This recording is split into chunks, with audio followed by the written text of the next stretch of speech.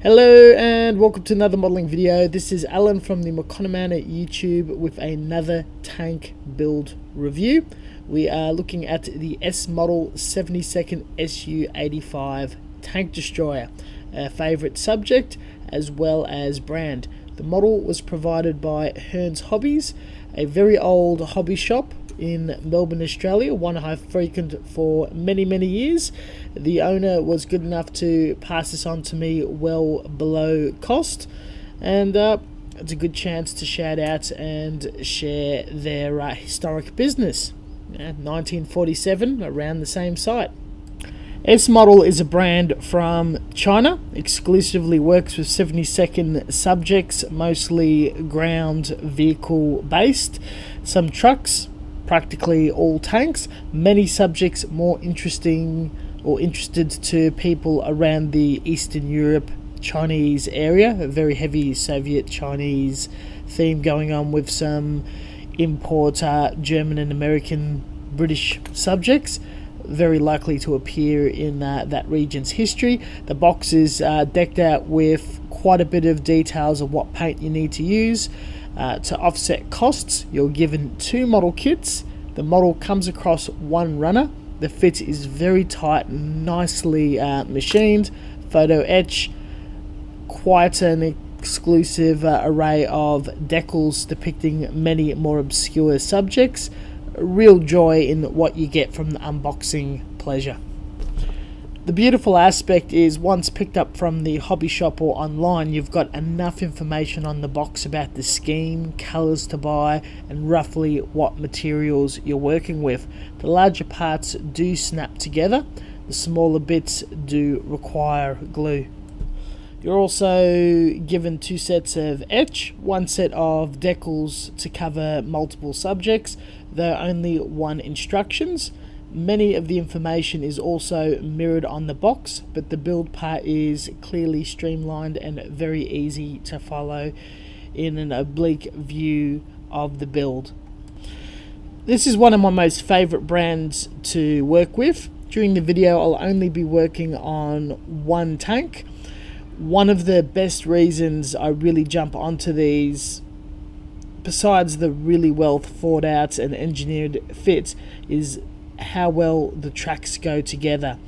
The suspension, wheels and tracks are normally in 1 or a couple of pieces. It's quite a fair fit tight, glues together, glues straight into the side of the bottom bit of the hull within the first few minutes of cracking this open, instead of spending many hours of cutting nubs off each wheel. It does take a little while to sand off the flash mark around the tread, though if you're not too fast, slap it together and paint it, it's not going to be very visible in the first sense. This does have a couple of bits you have to glue to complete it. Once the box shape of the hull is glued together, the wheels assembled, you're able to just snap them either side. I choose not to glue them completely at this point due to painting and weathering, and shall add them at a later date with PVA glue. Notice the bend in the runner where the slide mold puts in an extra surface to give you that tank tread detail. Once the other half of the wheels click in, really the most amount of parts I've seen for wheels and tracks in an S model kit, yet still within 20 minutes of the build stage, we're getting into finishing off the top half of the hull. All the pieces have little lips where they don't fall through and sit quite comfortably. The fuel canisters or storage tanks on the back are a pain, being in 2 halves to glue together and fill the seam. I'll have to go over multiple sessions, though this is a problem that practically all T-34 or similar vehicles suffer. Not much way around it.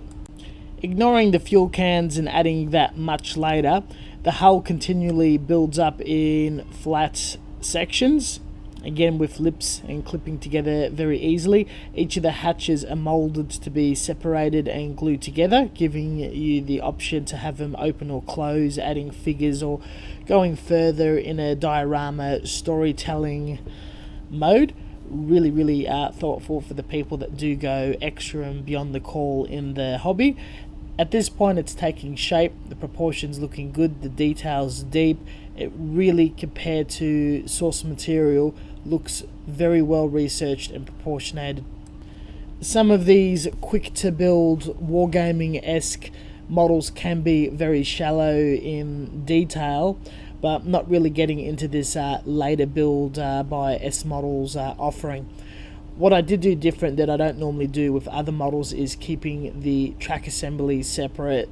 A lot of the extra stowage, cables, shovels, that sort of stuff separated to be painted, separated and glued together once all detailed and decked out with PVA glue to allow less hand painting and mucking around on the actual hull paintwork. Do want to do a lot of weathering, and touching up could be an issue. The cannon is also separated using a scraping tool by Alex & Model. I had no trouble getting rid of the flash seam. It was able to come straight off, and with primer there was no flattening or remnants. With each part mounted on alligator skewers, the whole model was immediately covered in Tamiya grey primer and followed by my usual regime of 3 tones of various different dark or olive greens, as Russian green can be very diverse, giving a bit of a shaded level. And looking at a couple of bits of reference material, more art and obscure stuff, shading some light grey and off-white to have a look at a wintertime scheme to blend in further. More build-up of snow is completely intended. All the small bits and pieces, tank tracks and stowage, has been hand painted and as promised PVA glued. The weathering of or camouflage of the patchwork freehand airbrushing came out quite nice as intended. Just for fun, Polish variants of the Girls Und Panzer decals were pulled out, even though the S model decals do apply quite smooth and beautifully, utilising the trumpeter decal tray. This is where the slow bit came about. Each layer of the weathering process has been sealed with a lacquer matte clear. First round would be just a simple black and brown wash. Cleared that up. A bit of pastel work, edged or highlighted the edges with a weathering pencil using white. Cleared that as well. Then adding white pigment to a lot of areas it's heavily collectible or deep detail where snow would run into, as well as a white wash to build up a snow effect. Really get that camouflage to blend in with the weathering and make it hard to tell what is what. Cleared that. Then added small dots of pigment of rust around the top of the side of the hull, and utilising white spirits, streaking that to get that really fine streak and touching it at some points with intensity of a weathering pencil. Cleared that. And the last one, when I used the wash and the pigment, I felt that the build-up of snow wasn't big or thick enough, and it just didn't feel quite complete. Out of frustration, I added more PVA glue. First PVA glue came together, gluing the parts down. That dried. I snow flocked all the edges and the flat areas, the guardrail, the stowage boxes, the top, as well as in the wheel wells and wheels, and it built up, and it just had that build up perfectly. It looked really nice.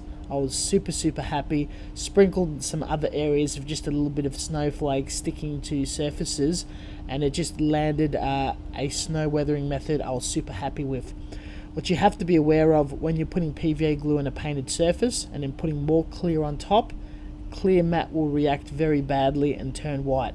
Not a problem on this model, but if you're doing it to other variants of browns, greens, summer weathering jobs, it's going to look terrible. Layer clear first, then add the matte. I learnt this the hard way on my Maschinen Krieger build. For all these layers completed, I had a finished model that I was pleased with. Another thing is I've been using a lot of oil weathering oil washers, enamel washers between each coat of weathering something up. I had to leave it for a day or two before I could put a clear on it, and then let that clear harden before I put more solvents on it.